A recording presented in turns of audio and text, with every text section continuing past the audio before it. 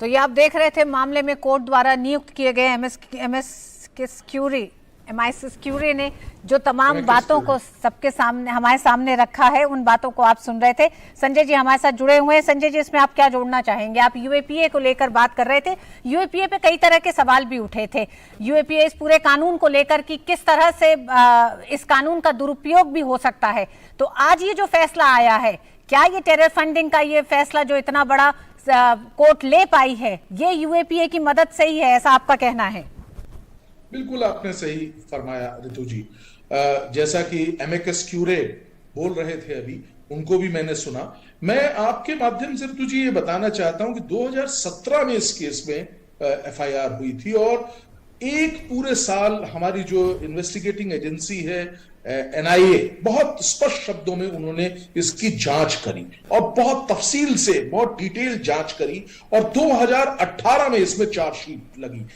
अब मैं यहां पे जो सबसे अहम बात है वो बताना चाहता हूं। चार्जशीट इतनी फुल प्रूफ थी, इतने स्पष्ट शब्दों में वहां पे कानून के तमाम जो पहलू हैं उनको नजर में रखते हुए, नंबर 1, और नंबर 2 जो सबसे अहम है, सब्सटैंशिएटिंग प्रूफ्स। तमाम प्रूफ्स जो हैं चार्जशीट में लगे हुए थे। उसके बाद यासीन मलिक ने, आपको मैं बताते हुए, ये मुझे बहुत अच्छा लग रहा है कि कितनी उत्कृष्ट कोटि का जो है यहाँ पे हमारा इन्वेस्टिगेशन हुआ है। इस इन्वेस्टिगेशन के बाद यासीन मलिक के पास कोई बचाने का, अपने पास कोई चारा नहीं था।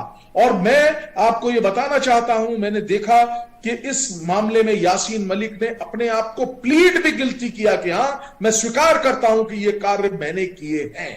तो इतना बड़ा कृत्य, और सबसे जो इस वक्त बधाई के पात्र है वो हमारी एजेंसी है जिसे हम कहते हैं NIA, और NIA ने बहुत बहुत मजबूती से इसका इन्वेस्टिगेशन किया है। और यही वजह रही कि जब चारों तरफ से सबूतों का भंडार लगा दिया, यासीन मलिक के पास कोई और ऑप्शन नहीं थी। यासीन मलिक ने इसको स्वीकारा कि उसने ये अपराध किया है, और ये अपराध जिसकी सजा मेरे हिसाब से तो सजाए मौत ही होती है, जो क्योंकि बड़े स्पष्ट शब्दों में 17, 16 और 18 प्रोविजंस में, और जैसा कि हमारे एमिकस क्यूरे बता रहे थे कि उन्होंने इसमें जो सजा की मांग की है वो है उनकी लाइफ इंप्रिजनमेंट, अर्थात वो ता जिंदगी अब उम्र कैद की सजा भुगतेंगे।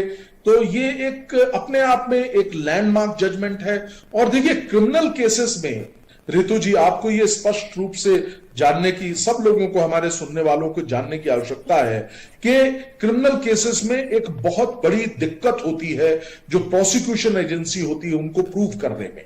लेकिन यहां पे कितनी सफाई से इस पूरे चार्जशीट को प्रिपेयर किया गया, सब्सटैंशिएटिंग एविडेंसेस यहां पे पेश किए गए, लिंक दिया गया, यहां पे बताया गया कि कहां से पैसा ट्रेवल होके कहां आया और किस प्रकार से उस पैसे का इस्तेमाल किया गया।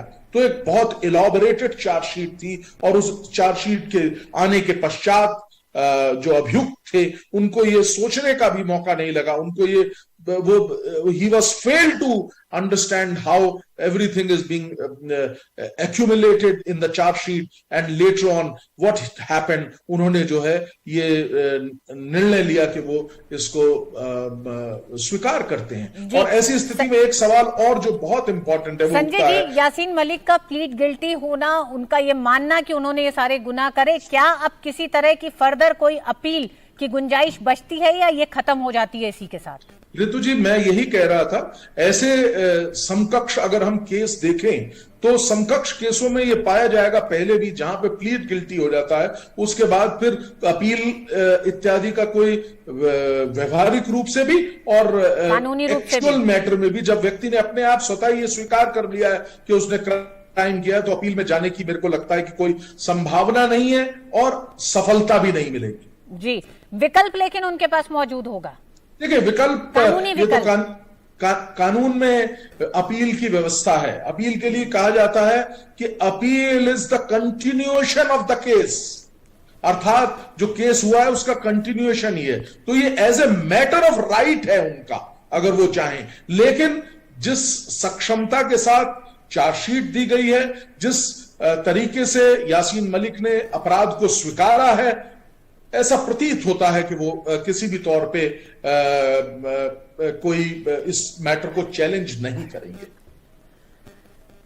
जी संजय जी, आलोक बंसल जी, आप दोनों ही हमारे साथ बने रहिएगा। इससे पहले एनआईए की विशेष अदालत आज कश्मीरी अलगाववादी नेता यासीन मलिक को आतंकियों को धन मुहैया कराने के एक मामले में उम्र कैद की सजा सुना दी है। एनआईए की विशेष अदालत ने इससे पहले अदालत ने यासीन मलिक को आतंकियों को धन मुहैया कराने के एक मामले में दोषी करार दिया था। एनआईए की विशेष न्यायाधीश प्रवीण सिंह ने मलिक और अन्य लोगों के खिलाफ इस साल मार्च में गैर कानूनी गतिविधि निवारण अधिनियम के अंतर्गत आरोप तय किए थे। संजय जी, भारत की न्यायपालिका ने आज इस मामले से न सिर्फ उन लोगों को संदेश दिया जो इस तरह की गतिविधियों में शामिल हैं, टेरर फंडिंग में, और किस तरह से आतंकवादियों को पैसा मुहैया कराया जाए, बल्कि देश दुनिया को भी एक संदेश दिया है कि भारत अपनी संप्रभुता, अपनी रक्षा सुरक्षा में किसी तरह का हस्तक्षेप या इस तरह की गतिविधि में कोई शामिल होगा तो उसको एक तरह से पूरे अंतिम में एक तरह से निर्णय तक पहुंचाएगा और उसमें किसी तरह की कोई कोर कसर नहीं छोड़ेगा। रितु जी, बिल्कुल सही आपने कहा। हम अपनी अखंडता और अपनी एकता को तो ये दर्शाते ही हैं कि किस प्रकार से हम उसकी रक्षा कर सकते हैं और हम उसके सक्षम हैं। इसके अलावा एक और बहुत मजबूत बात मैं आपको बताना चाहता हूं, वो ये है कि जैसा कि क्रिमिनल जूरिस्प्रूडेंस में होता है कि अगर अभियुक्त को पूरी उसको कानूनी सलाह भी कानूनी सहायता भी मुहैया यहां पे करवाई गई और उसको पूरी अपॉर्चुनिटी दी गई, जहां पे जब उसने देखा कि चार्जशीट इस तर्ज पे बनी हुई है जिसमें कि बहुत स्पष्ट रूप से ये एक ही ओर ले जाती है और वो है कि इसने ये जो तमाम संजय जी, आपको रोकना चाहेंगे। बीजेपी नेता इस समय यासीन मलिक को आतंकवादियों को संजय चड्ढा भी हमारे साथ जुड़े हुए हैं, सुप्रीम कोर्ट के वरिष्ठ वकील हैं।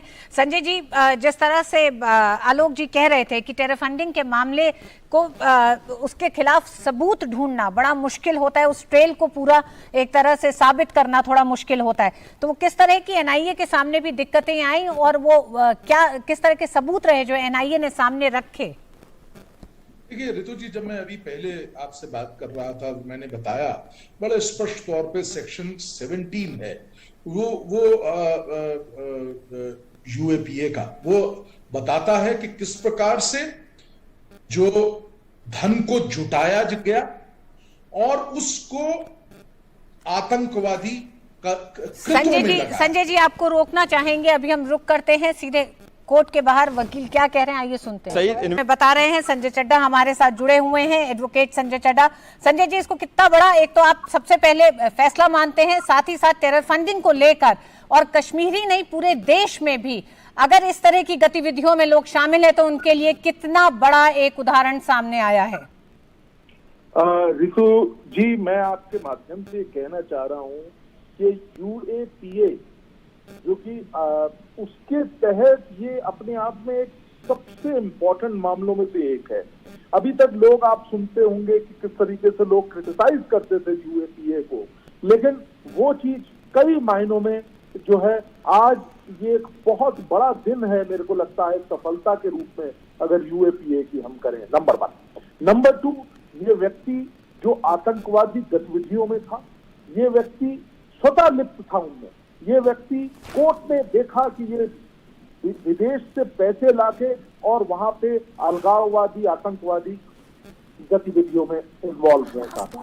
आतंकवादी कृत अर्थात उनकी ऑर्गेनाइज्ड तरीके से कैसे उसको करना है, सेक्शन 18 में डिफाइंड है वो, उस पे उसको लागू हुआ। आतंकवादी समूह के एक सदस्य के रूप में भी इसमें जो है राष्ट्र को जितना नुकसान हो सकता था उसने इस व्यक्ति ने किया है। और जैसे कि मैंने बताया सेक्शन 16 है, सेक्शन 17, 18 और 20 ये रेलेवेंट सेक्शन है यूएपीए के जिनमें इसको आजीवन कारावास की सजा दी गई है। और इसके साथ साथ जो देशद्रोह की धारा है 124A उसको भी यहाँ पे लिया गया है। और जैसा कि हम सब लोग जानते हैं कि ये क्योंकि एक साजिश के में इन्वॉल्व है तो ऑब्वियसली सेक्शन 120D आईपीसी का लगना भी यहाँ पे लाजमी है। तो अपने आप में एक बहुत बड़ा मैसेज है उन लोगों के लिए जो राष्ट्र को